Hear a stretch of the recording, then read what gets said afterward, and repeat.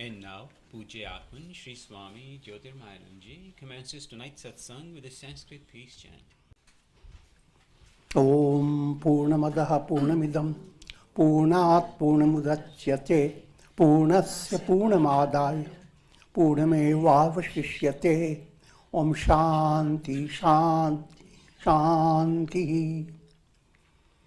We begin with mystic song by Sri Swami Lalitananda, played and sung by Sri Swami Umananda, Sri Niranjan and Sri Rajneesh.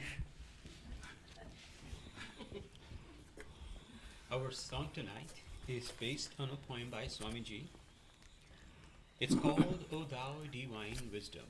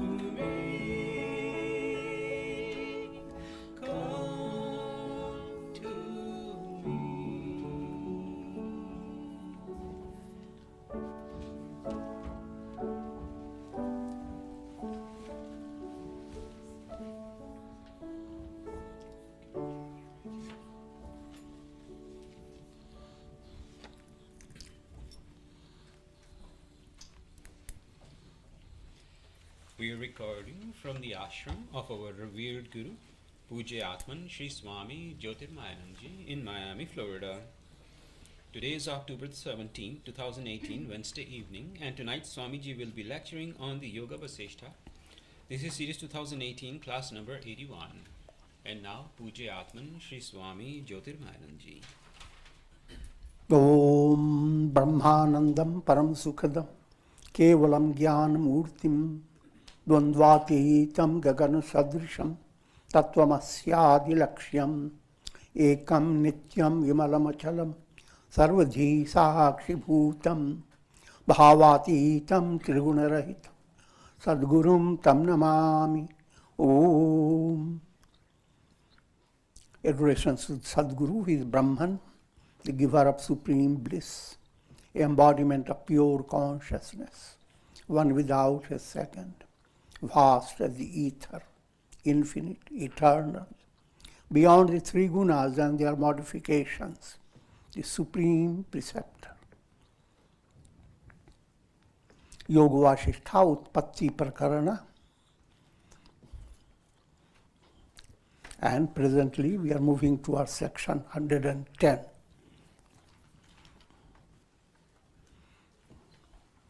And you have heard the story of King Lavana. I'll just give you some highlights, reiteration. King Lavana was a great king. It is in the line of King Lavana that Rama is born. It's the same Raghuvanshi line. And Sage Vasistha was his priest, royal priest. These are storylines, so you have to understand, not to match up with exact history. That's all allegorical description. Stories are told not because they are historical facts, but through this story, a message is being conveyed to you, just like with fables. And if you go into very profound level, we are all fables.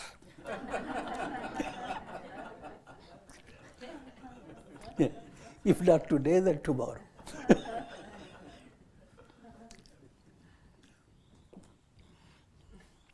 But not going too far. So, according to the story, King Lavana ruled a country known as Uttara Pandava, from the solar race. Powerful king, very virtuous. And while his court was in session, suddenly there appeared a magician, and he requested the king to permit him to show his power, magic, the magical power, for entertaining the king and the royal court. And the king could hardly say anything. The magician started creating a magic.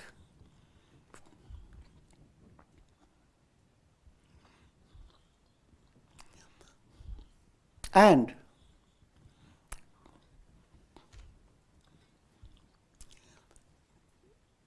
while King Lavana was just looking on, and the magic has started, there appears a gift from the neighboring king, gift in the form of a white horse. And the king became very interested, focused his whole attention on the horse. People were waiting, what's the king going to say? And they look at the king, and the king passed into ecstasy, got into a trance. He lost his body consciousness. And it's old-time politics. People have no choice they wouldn't say anything. They had to simply wait and wait and wait. For 2 hours, the king stayed in trance. And then, when people were losing all their patience, suddenly he opened his eyes,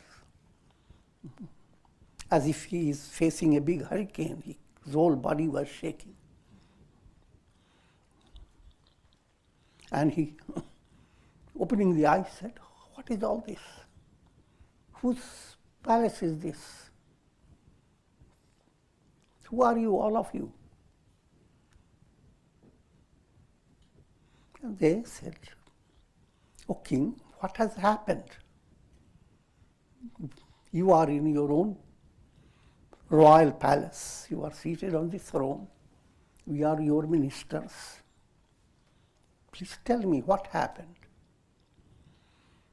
And the king began to tell a big story. That when he saw the horse, he just went after the horse, rode the horse, and the horse just went on galloping and racing. And he raced on, and nobody followed him.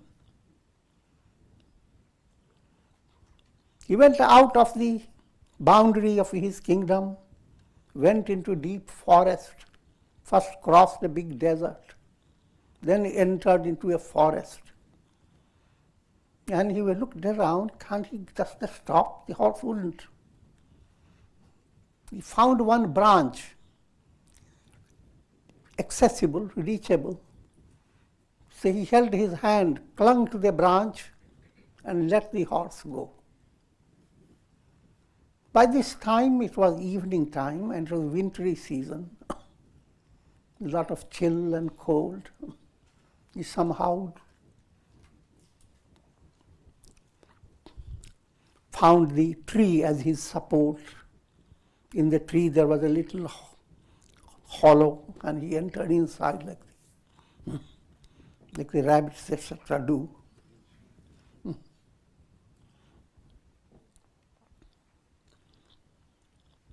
And early in the morning, hardly the mist had lifted, he felt so hungry. Only thing in his mind was, where can I find some food?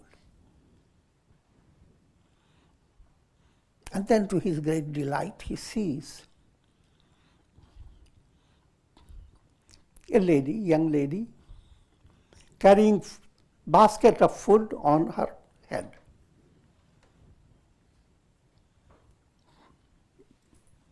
And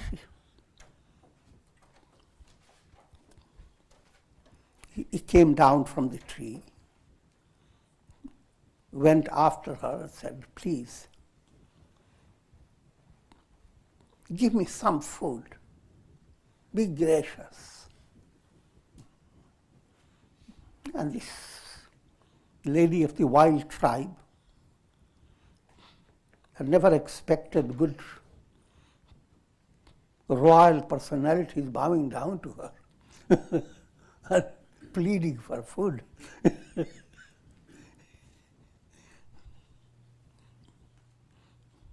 She said, "Don't you know, I'm an outcast." He said, "Doesn't matter. Just give me the food."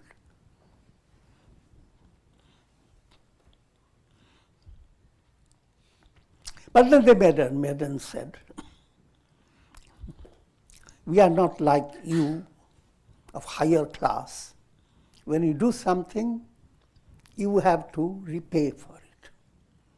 He said, "I can pay anything, just tell me, give me." He said, "My repayment is marry me."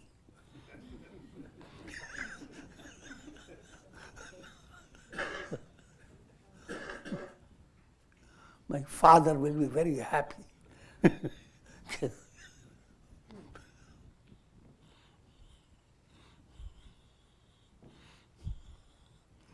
And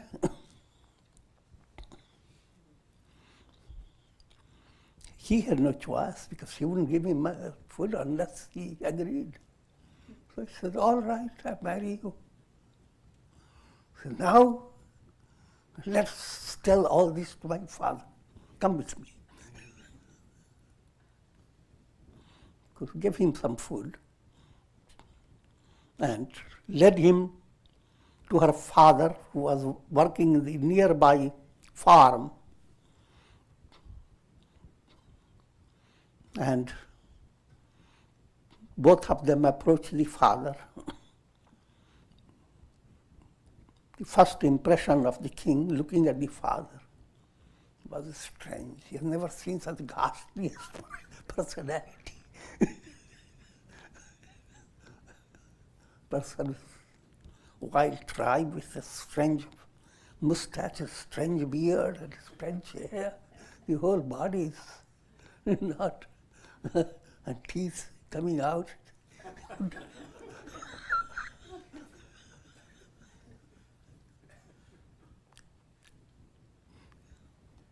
But however, he has all that his mind was that, all right, let me get married.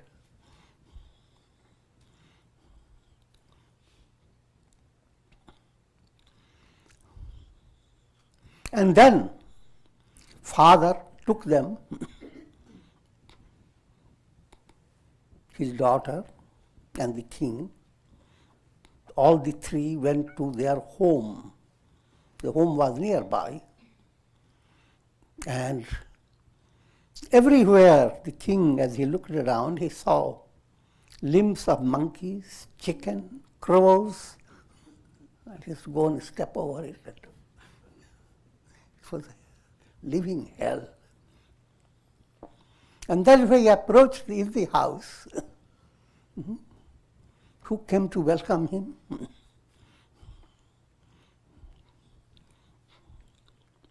His mother-in-law. And mother-in-law was another strange personality, cross-eyed, on top of her ugly figure.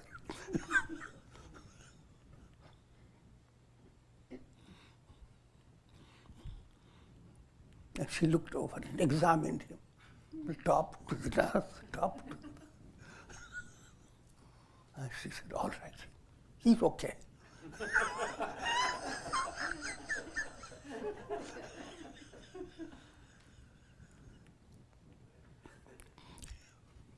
So,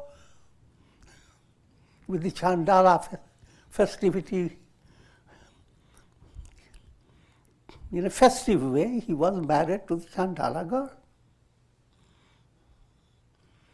And he soon forgot about his being a king and how did he live as a king with all his glory and power.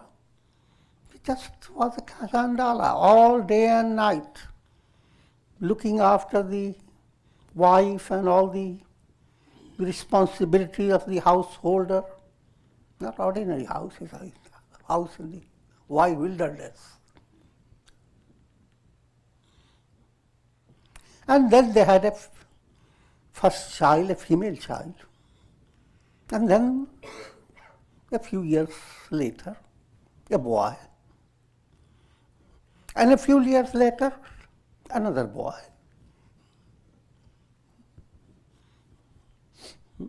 I lost calculation of the years.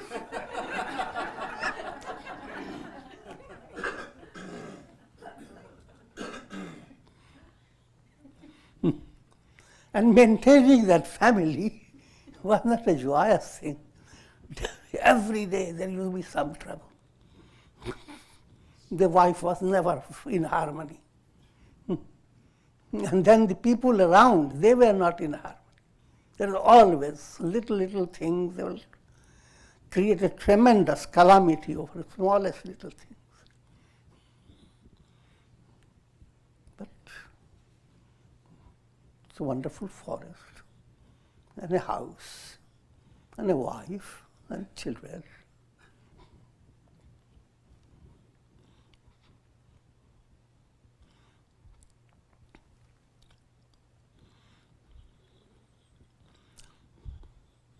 Many years passed,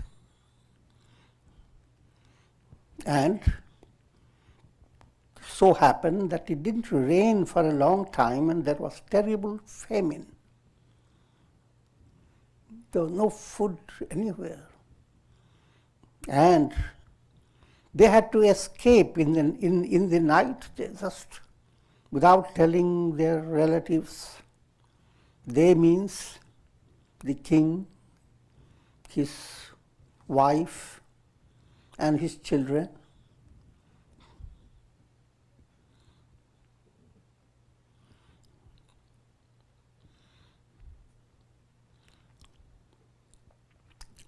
And as they escaped and went through many forests, becoming exceedingly tired, the whole family just collapsed under a tree and went to sleep.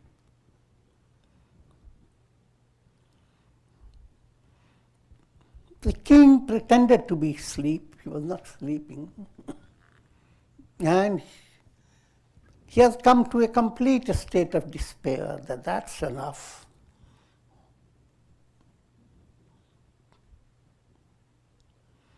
But while he was in this state of despair, his eldest son, known as Prichala, asked for food. He said, Father, I'm exceedingly hungry. Give me food. Father said, I have no food. I can't give you from anywhere. He said, no, you must give me. He said, I have only my physical body. He said, just give me that.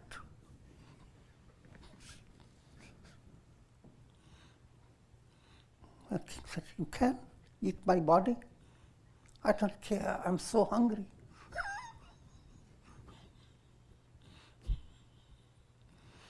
All others were sleeping, the wife was sleeping, and some children were sleeping. They didn't know.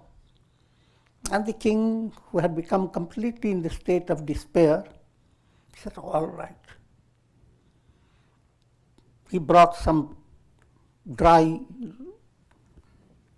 logs of trees and old-time fire, created fire rubbing wood. And when the fire was blazing, he jumped into it,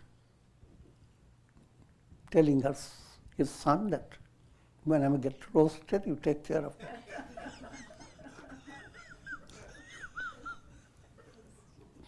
me. Must realize I'm also spicing up this story.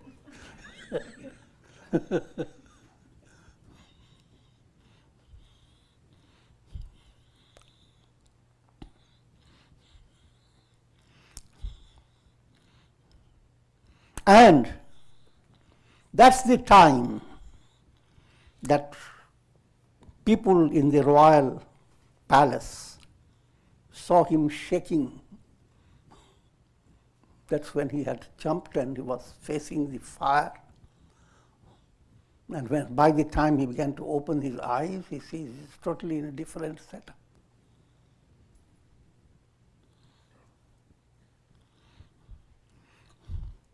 When he said all this, the ministers realized a magician had played trick with the king. So they looked for the magician, but magician had disappeared. And Vasistha says to Rama that I was the royal priest there. All this happened before my very eyes. Now coming to what Vasistha told Rama now, section 110, the amazing powers of the mind. Vasistha continued, mind consists of vasanas or subtle desires, and through their annihilation, mind is destroyed. This destruction of mind gives rise to liberation from the cycle of birth and death. this old style teaching, first give the whole condensed wisdom and then explain it. And the condensed wisdom is all that you experience is in the form of projections of the mind. Yoga chitta vritti nirodha. The world experience is chitta vrittis. To understand better, in modern time is easier to understand. All that you see in your, what you call the little iPad, nothing bad, iPad.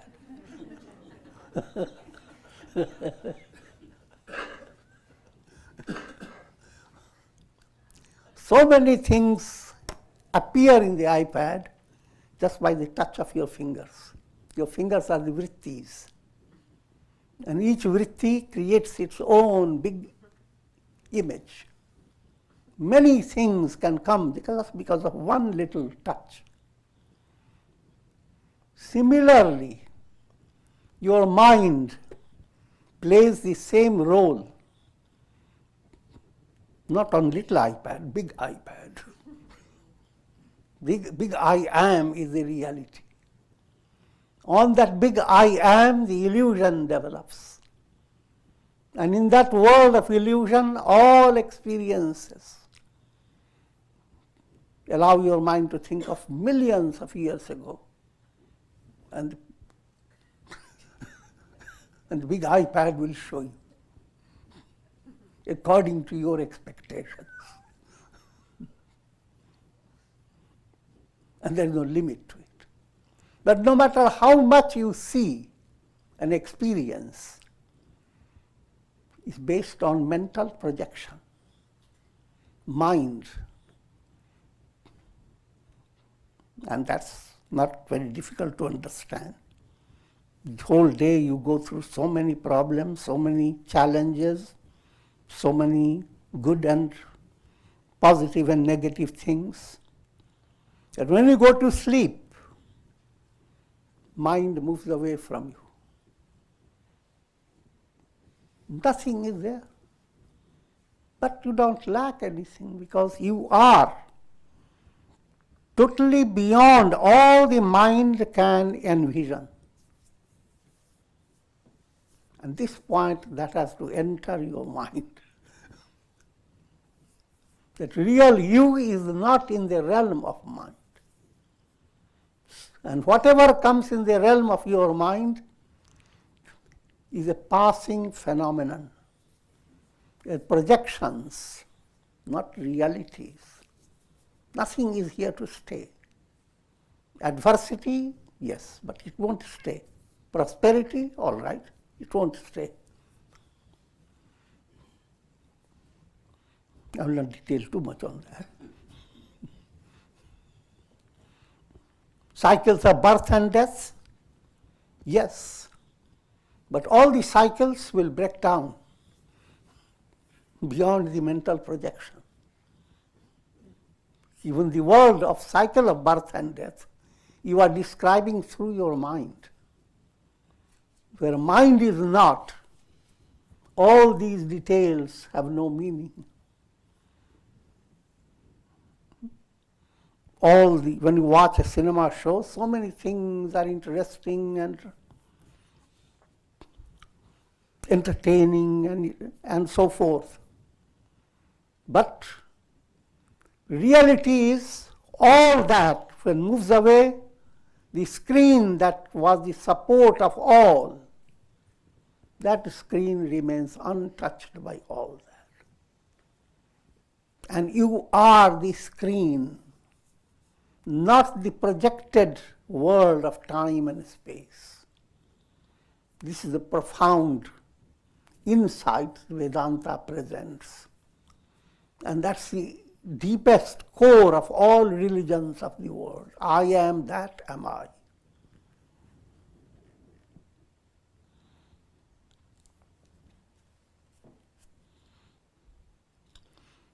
O Rama,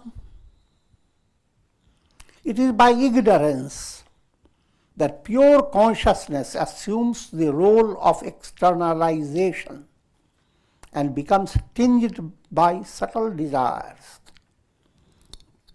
Okay, in one moment, little suspense.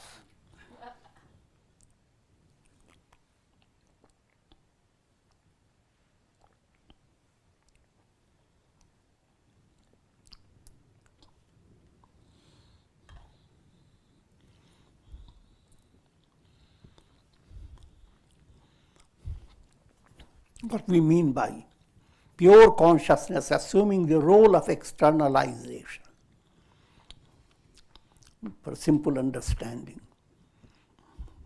You are watching, if you have gone to watch a cinema show, prior to that, what are you looking at? Screen. When the show starts, the screen enters into externalization. The magician. The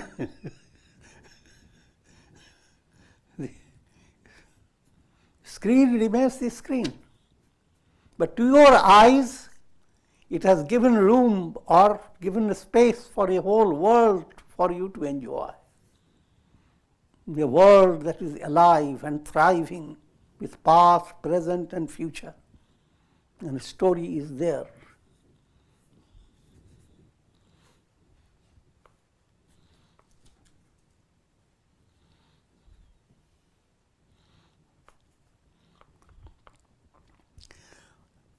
What causes externalization? Vasanas. What causes externalization on the screen? Film negatives. Behind that there is a light. Those film negatives are very brittle. While you are old style taking films and film negatives were kept, they remain intact as long as there is darkness. The moment light comes, they have no meaning. They simply burn up. You can have countless data recorded in a film negative. But once light comes, they will simply vanish. So now that's what the vasanas do. Vasanas are like film negatives. They continue to exist as a reality as long as there is ignorance. Ignorance is a darkness. The dark night of ignorance, vasanas thrive. And those vasanas become the basis of your show. And when you watch the show, you eat popcorns.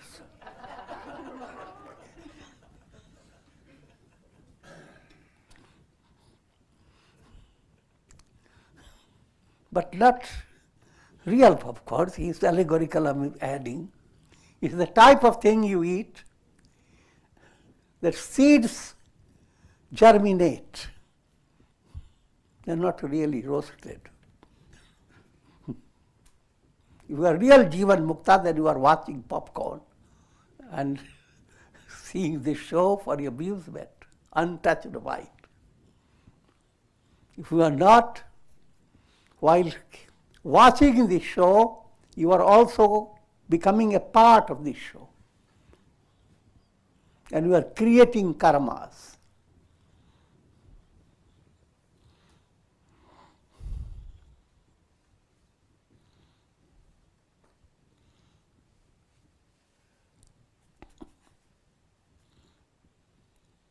Having forgotten its essential freedom, it follows the course of identification with the effects of ignorance. This is the root cause of all sufferings in life. When the vasanas are destroyed by wisdom, all forms of pain are removed, even as darkness is dispelled by the rising sun.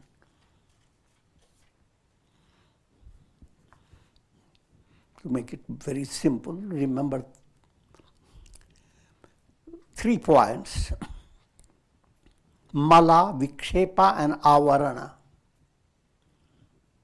Avarana is veiling, that's called ignorance. From ignorance there arise vasanas. As long as there is ignorance, you are creating vasanas.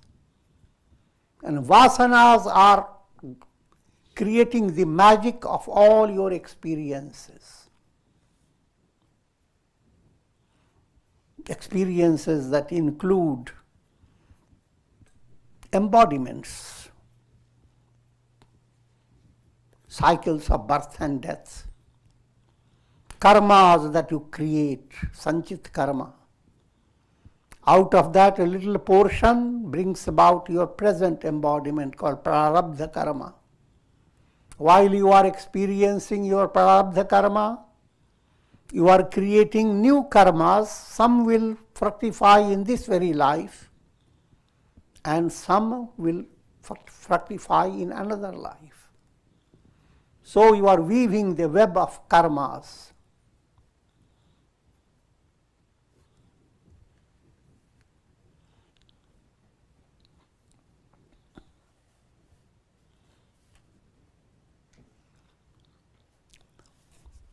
Now the role of vasana. Vasana is the most magical aspect of bondage. 3 stages of bondage: mala, gross impurities, anger, hate, etc. But your conscious mind does not bring out all that you hold in your unconscious. In your unconscious, you hold the vasanas. And the vasanas give flavor to all your conscious experiences. Same thing you are touching means nothing. But touching your baby means much. Vasanas. Touching something with a negative vasana gives you nothing but pain and misery.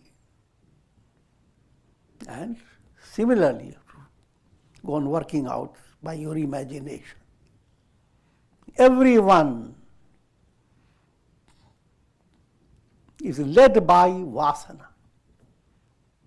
You are not how you look, you are not, but you are how the manner in which your vasanas operate.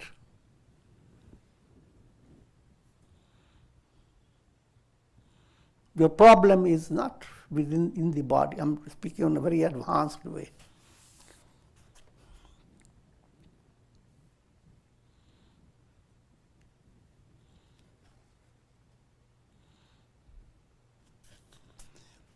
What is near is rendered far by the magic of the mind.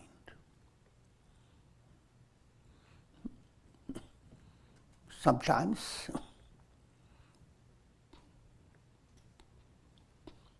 you have the best of remedies right close to you.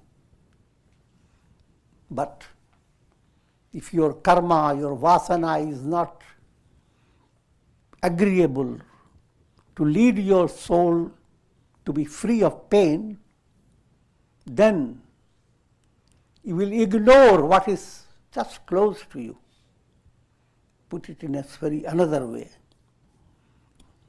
You may have the Gita right in your pocket, or Hanuman Chalisa, or big mantras. And you will not take advantage of them. Your mind will go after many things. And that's the mystery of karma.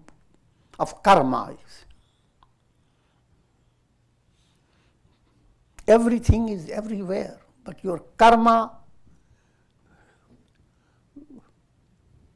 creates in your mind a sense of gain and loss, prosperity and adversity. Beyond karma, you are the same when you go to deep sleep. You are the Atma beyond all. Beyond karma, there is neither time nor space. But that aware, that enlightenment, the mind has not grasped. And you are in the realm of your mind. So therefore your problem continues. A jar continues to have water and the sun in it continues to shake. In spite of the fact, the reality is the unshaken sun. Figure it out. How can you remedy the problem?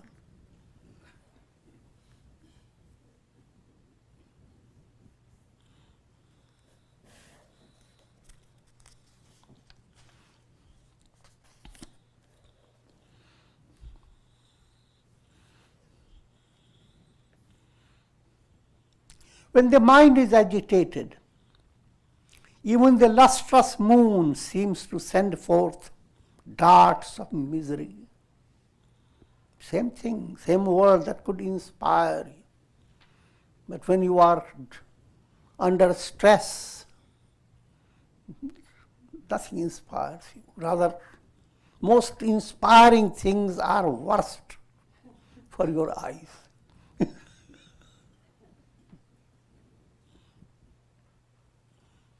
Even nectar, when interpreted by the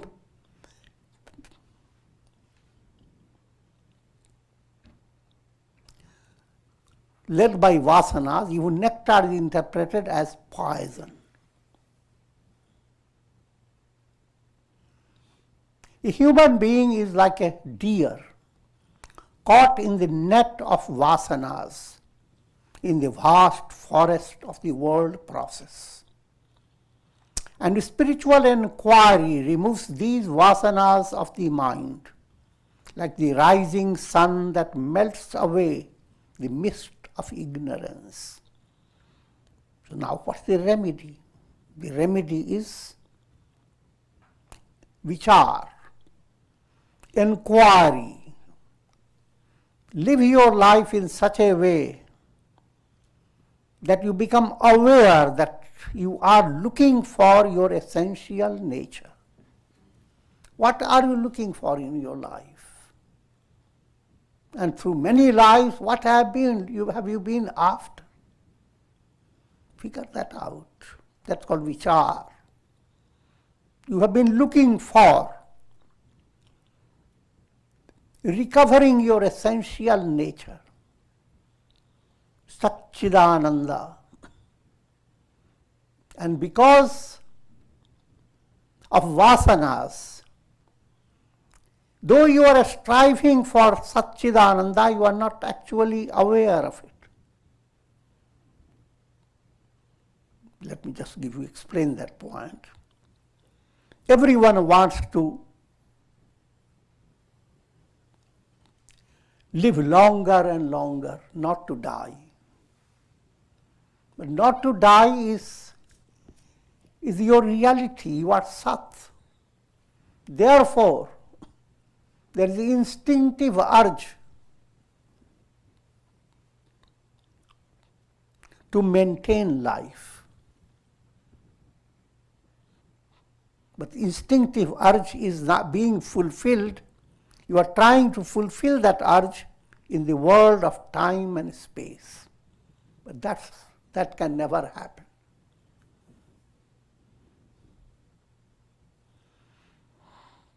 You want to exist. You want to know all. Nothing should be hidden from your mind.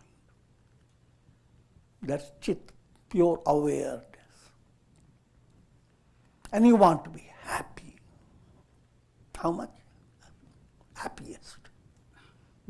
Ananda. You are through all your activities, you are after these three things: existing, knowing, being happy.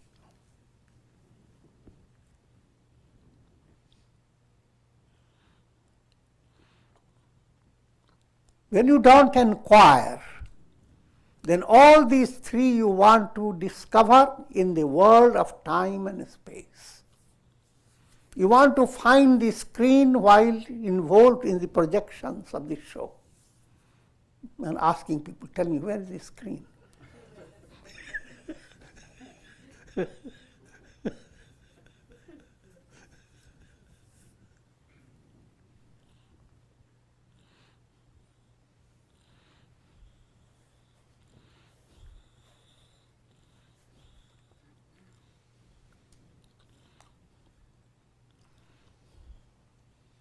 Atmanastu kamaya sarvam priyam bhavati.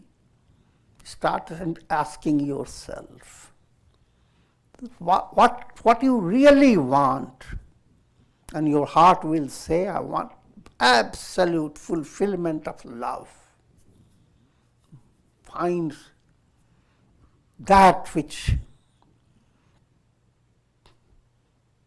is the dearest.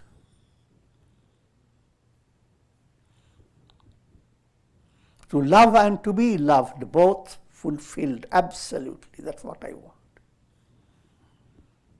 And where can you find it? Your own self. Start asking yourself, how things become lovable to you. They become lovable in relation to yourself. Yourself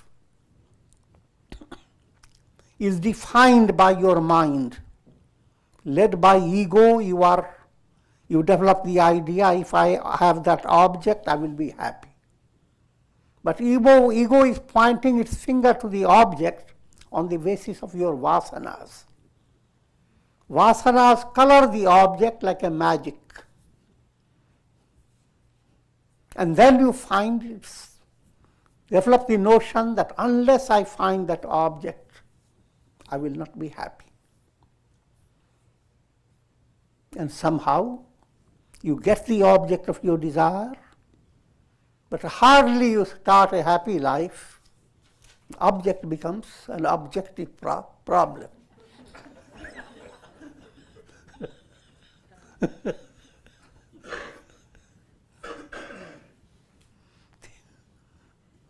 Same thing, same people, same objects that give so much joy at one time, they give so much pain another time. Or whether they give pain or pleasure, they are all perishable. But behind all that, you have been really looking for love of the self. But you are projecting it on objects of the world. It's a profound point.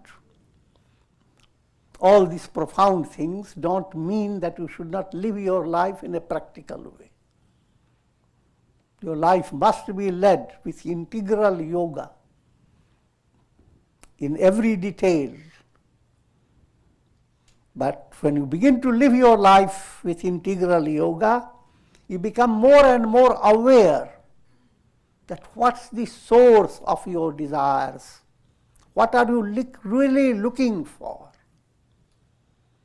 And the answer is your own self. Who am I? Realizing the I am, that has been all your mental purpose behind all your mental functions.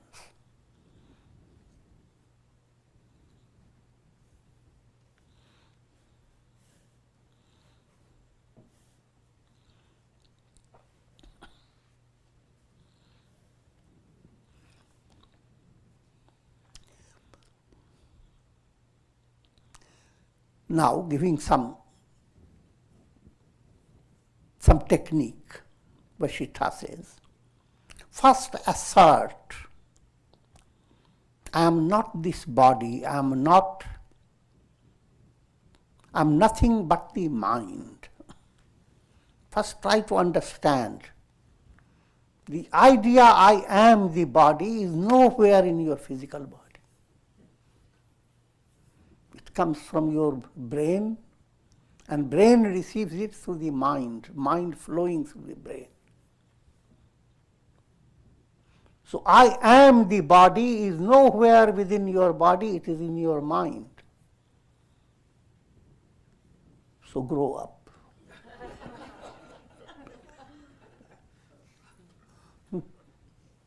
Be aware your mind. If you come to that sensitivity, your mind, you can't imagine the benefits now you can get.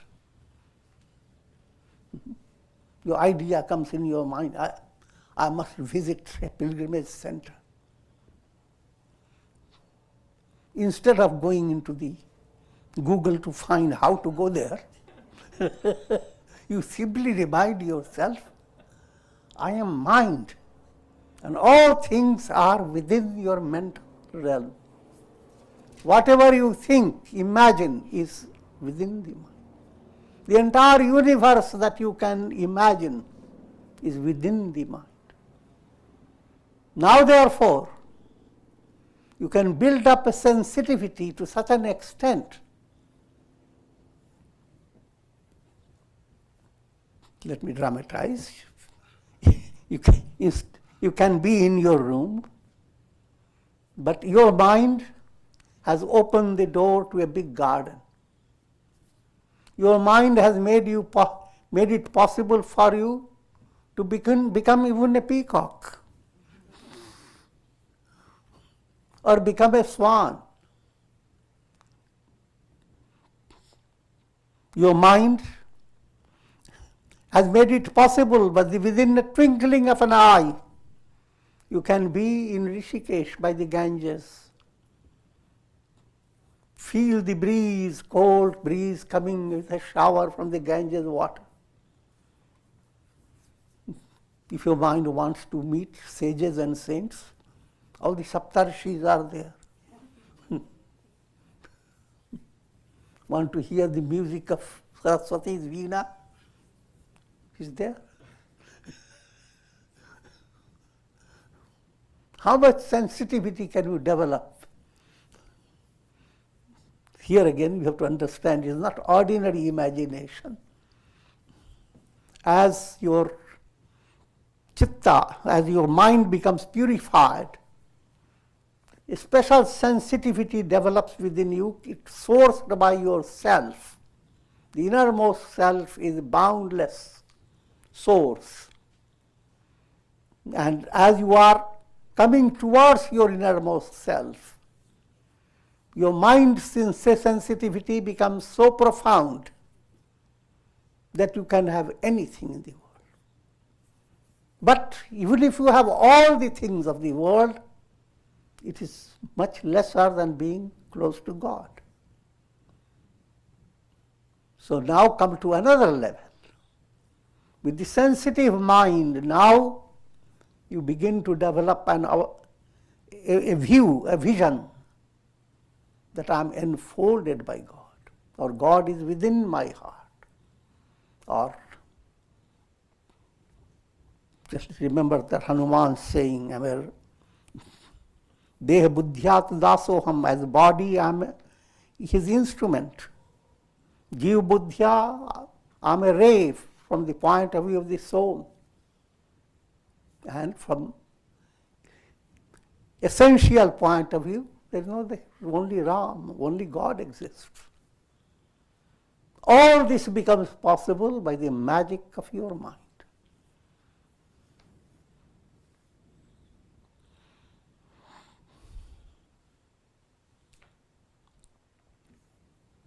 So in order to advance on a spiritual path, practice of affirmation, that an important technique presented by Hindu scriptures or any scripture.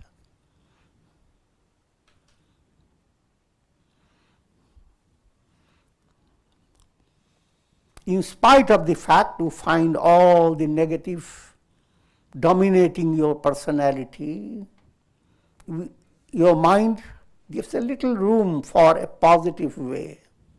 Create a room where you are. Move away from all negativity. Your body is constantly reminding you of mortality. Forget about it. I am eternal. I am Satchidananda, existence, knowledge, bliss, absolute. Aham Brahmasmi, I am Brahman.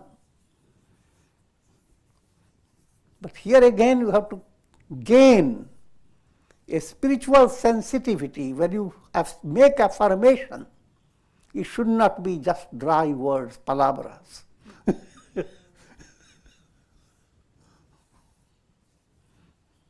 It should be with a great fervor in your heart that I have a big treasure and I'm looking at it. It's not with me, but I'm looking at it. That type of, that's called affirmation.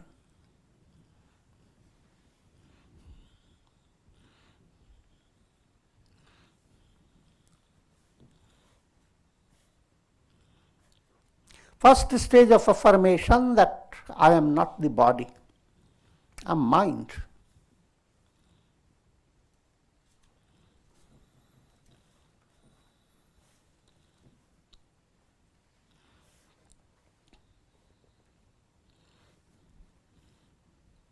Whatever the mind does becomes the karma of the person.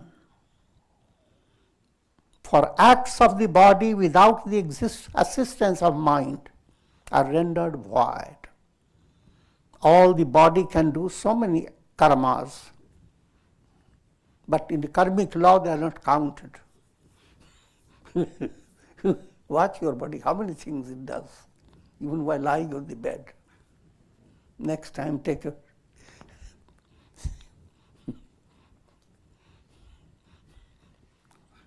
picture. All karmas mean nothing. Only when mind gets involved with it, then every finger that you have pointed, every toe that you have shown to others, every eye wink that you have directed, every frown that you have projected, all become karmas. Good and bad, don't become afraid. Some karmas are very ordinary, but they have become karmas.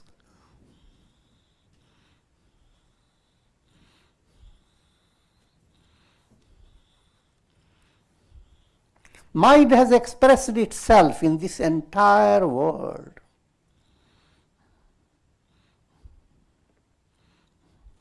It's a very subtle point to understand. People are constantly worried to change the world. When will it change? How things will improve? And the answer is so simple. Bring a change in your mind. The whole world becomes filled with glory of God. Not in future, right at this moment. If not at the climax, change your mind to positive, bring more sattva, and you find the world is not as tragic. You have a room for your freedom. No matter how situation is, you are not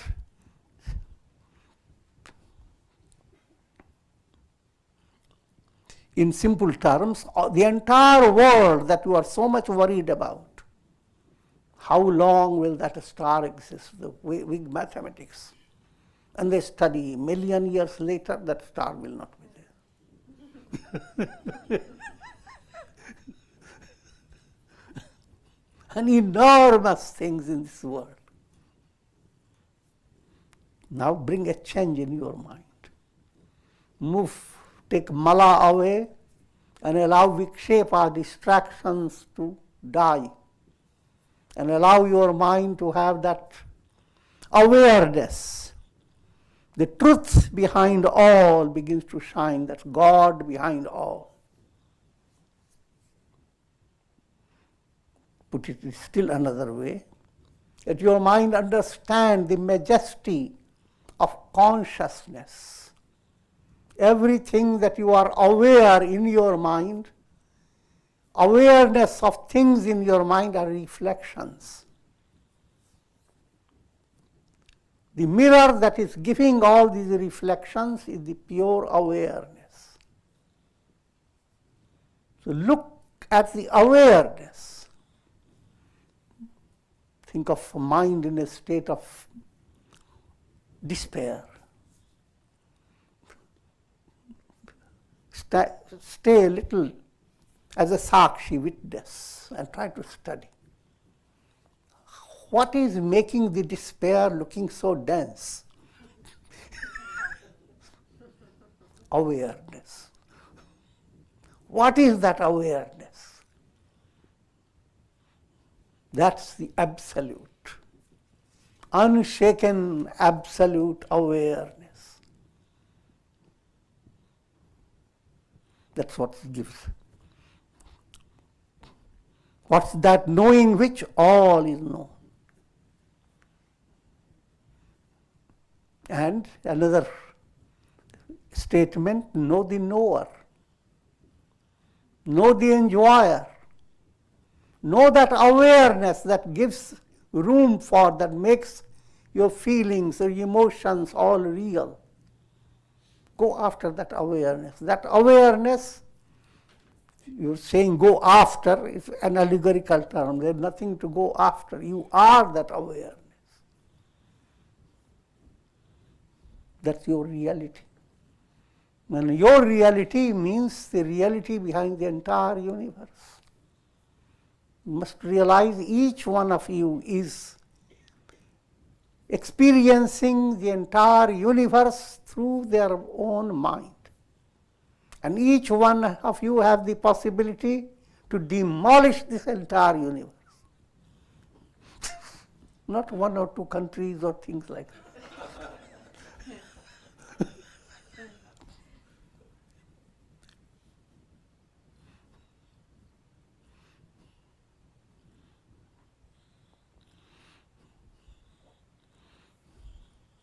Because we are dealing with the world of Maya, magic.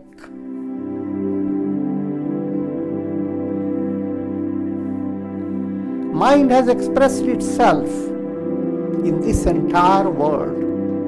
It's the mind that manifests as the sky, as the earth, as the wind, as the sun, that illumines all the objects of the world. Thanks to the mind. Next time I will remind.